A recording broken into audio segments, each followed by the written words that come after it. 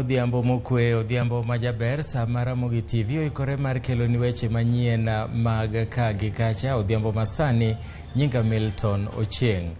Midhiero maluoro gavana ma Meru Kawira Mwangaza koro to chuo chieng' tok achiel kuom MCS e kaunti no chwalo twak mar ng'ule oko. MCS ma Bogeta West Dennis Kiogora nooro ote mare mathich oko Kawira kose kuom telo ne kaunti no ataro machik e bura mane ochwal ne spika mar od bura ma Meru odiochieng' manyoro. Kiogora ma en chief whip dwaro ni mondo mi Kawira othich oko kuom ketho chike matayo tije kaka gavana kod moko kuom chike matayo kaunti no, tiyo marach gi mbi mar apisi kod timbe ma ok ni kare. Mwangaza bende isayo kuom ndiko wede ne tich, chiwo tije ataro machik, riembo ji e tich ataro machik e kind ng'ikruok mamoko. Kawira osebedo gi gwandruok maka kod kacha kod MCS mage nyaka ne yiere apisi. Kagiko ne to koro twak mathiche oko e apisi idhi bed godo e od burano. Honorable Speaker, I beg with the support of honorable members of the County Assembly of Meru, whose names and signatures are indicated in Annex 1 Year 2, to move a motion for the impeachment of Honorable Kawira Mwangaza, the Governor of Meru County, for 1. Gross violation of the Constitution of Kenya 2010, gross violation of national and county laws, 3. Gross abuse of office, and 4. Gross misconduct. The specific grounds of the motion are organized thematically as outlined in the index below and to elaborated in the ensuing pages of this motion. The evidence in support of the motion is set out in the annexes to the motion. The affidavit presented herewith verifies the accuracy and reliability of the annexes to the motion. Kamati mar Senate mochung' weche mag thieth owinjo ni jotuo manowito ngimagi e kar thieth ma Kenyatta kod mano Mama Malusi ne odek miyo kony e gino ma bende nokelo tho margi. Kamati no noyudo lipot kowuok kuom migawo mar thieth kanyakla kod board mochung' ne rango kaka itayo thieth e pacho ka. 2.51 to 2.3. It shows that there is no attendance to the patient on Mama Lucy. Because of, I don't know, is it because of negligence or whatever? If you appear before a standing committee on the health from the Senate and you can't even pinpoint and tell for sure whether that consultant was physically present during all that time or not, I mean, it's shameful, Dr. for you to say such words. The other issue is from your own report, 2.14. Let me read it verbatim. Overall, it is noted that there were delays in the management of the patient, which led to poor maternal outcomes. Where is Maureen Anyango today? Where is she, Doctor? Where is Maureen Anyango as we speak now? She's no more. We are talking about someone losing their life here.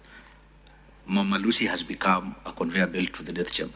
When you tell us that you noted there were delays, isn't this inducting the whole situation? Are you in short telling us there was a lot of medical negligence, but you're just trying to sugarcoat your report and giving us very sweet words, yet we know it is negligent? I'm also, sorry for jumping over the gun, I'm also looking at the recommendations you've made, 3.10. I mean, surely, Doctor, you can't come here and tell us that you want us to admonish Mama Lucy just by family warning them, and someone lost her life. There are kids now who don't have a mother. There's a husband who lost the wife out of the first pregnancy. I don't know whether, I know you have kids. Do you know the joy that comes with giving birth? I'm sure you know the joy. Imagine that young man now, and then you're telling us we simply warn Mama Lucy. Are you really serious, Doctor? And the rest of the recommendations are purely on issues to do with regulation. If you're telling us you will, I don't know, seek to confirm whether the professionals there have evidence of training, I mean, isn't that not your mandate as an authority? Do I have to tell you what to do as an authority? Really, Doctor? I will ask the medical council. I need 2 people. I will ask the clinical. I form teams to carry out it. I understand the whole process is cascading now. Yes. You are the regulator and the regulators are there. Yeah. But if in your own report you are telling us you want us to submit evidence of training of these guys, then that means you're not doing your job because you're not even oversighting that you're supposed to oversight. Then they go and confirm indeed that has been that trained. So that cascading is what I'm really concerned with. Od bura ma kaunti ma Kisumo pod dhi nyime gi goyo kogno jotend migepe manche nowal kaka jotelo e migepe mopogore opogore odiechieng' mar ariyo ka koro sani geno ni bang' tieko goyo kogno jotend migepego odiechieng' ma kawuono. Aput matayo chenrono motelne kod spika mar od bura Elisha Oraro biro chwalo lipot ma biro yango jotelo magipuodho. Jotend migepe mowal e migawo mar thieth Dr. Gregory Ganda kod nyawadgi mowal e migawo mar tuke Beatrice Adongo ne ogo kogno odiechieng' ma kawuono. To maybe member for medical services. 35% of Kisumu residents actually have what we call an improved toilet. And now to corner them and tell them that they must have it by such and such a time would really be hard hit on them. And so what we are doing right now is getting into partnerships with what we call market-based sanitation, with partners who will lower the cost of doing some of these products. And then we can be able to say that you must have one, because then we will have provided a solution for them.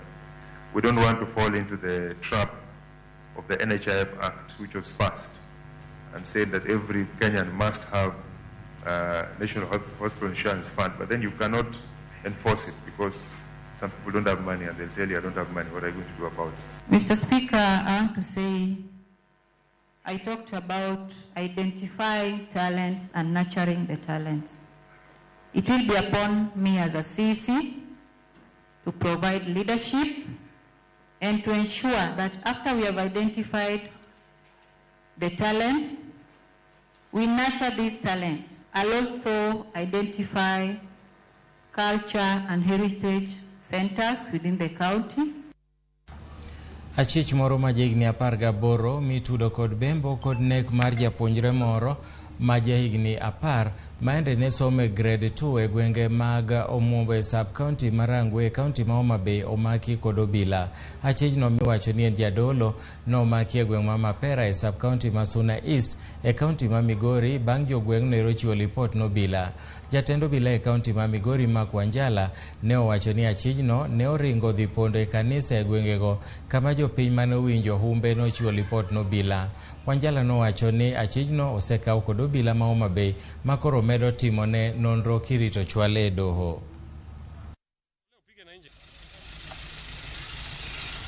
Leo kuna kijana ambaye anaitwa Rafael Okinyi wa miaka 18. Nasikia anaitwa kasisi ya Alejo Maria. Iko incident ilifanyika huko Rangwe ambaye mtoto wa 10 years alikuwa defiled na baadaye akawawa. Na wanasema huyu kijana ndiye alifanya hiyo kitendo na akatoroka huko Rangwe akakuja akaingia hapa area ya Migori kwa kanisa ya Alejo Maria, iko area inaitwa Koyo. So walidirect na askari wameenda wamemkamata huko kanisa ya Koyo na anarudishwa huko Rangwe aweze kushtakiwa na hiyo mashtaka ya mauaji. Walikuwa wamejificha kwa sababu baada ya kutenda hiyo kitendo huko alitoroka, na hao ndio walijua mahali ametorokea, akakuja akajificha kwa hiyo kanisa ya Koyo Alejo Maria.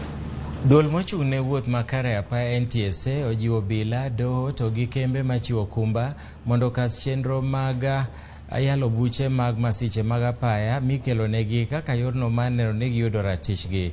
E kinde mane gichiwo puonjo e wuoth makare apaya e kaunti ma Embu, maneja mar NTSA kaunti ma Imbo mar Kenya Doris Sibaya noyango ni jogo moseyudo masira mar apaya nyaka tarik 17 dwe ni osechopo 18,474 ka 4,103 ngimagi nitiere kinda Nakuru ga Sumbi, 8,371 noyudo hinyruok kama moko 6,000 to noyudo hinyruok matindo. Bende olero ni jogo mawuothe bath apaya maromo 1,886 gi joriemb apiko 1,085 gi jowuoth 721 ne oyudo masiche makamago.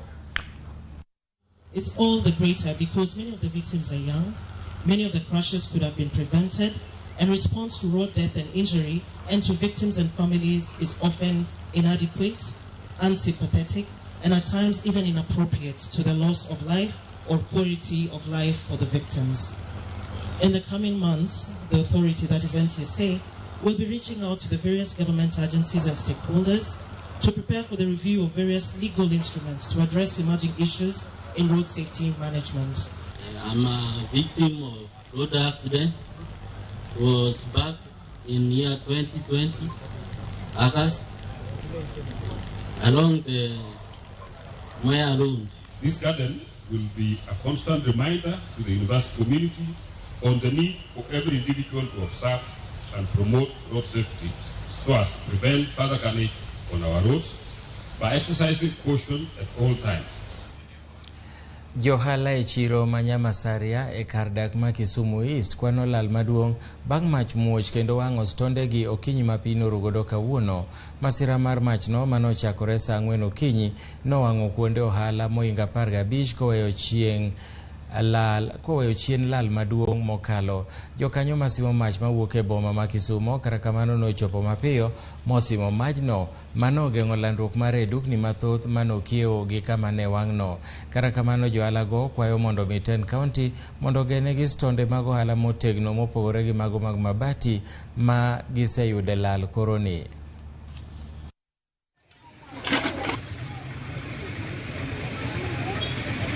Mach nomonjo stalls mokechiro Nyamasaria kaendi. It is unfortunate. Watch majno.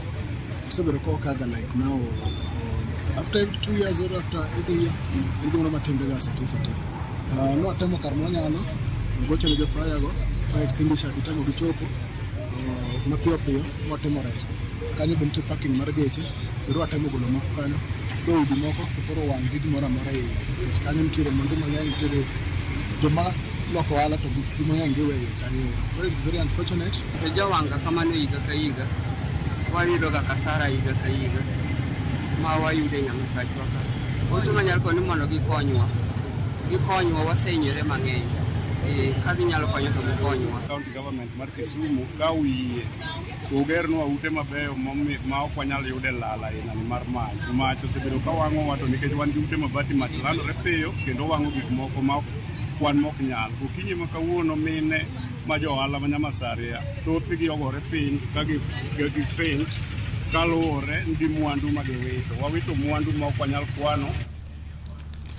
Johala gi joriemb apiko e dho wadh nam Lolwe e gweng' ma Lwanda Kotieno sani dwaro ni Ten County ma Siaya mondo ket thenge tesen mar yiego nyamburko mondo mi oduok geno mag ohala e gwengego. Giwacho ni mano dhi konyo weg nyamburko marito jowuoth mawuok Mbita matiyo gi water bus e dho wadh kanyo.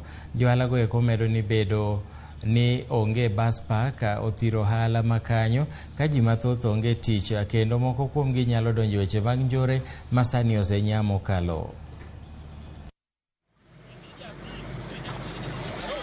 Yet we are going to Nyakat. Kuja patrol but unajua siku hizo Koro wawacho ni water bus oketo tich matek sana makata customers ok nyal kata nyiewo rewa banda.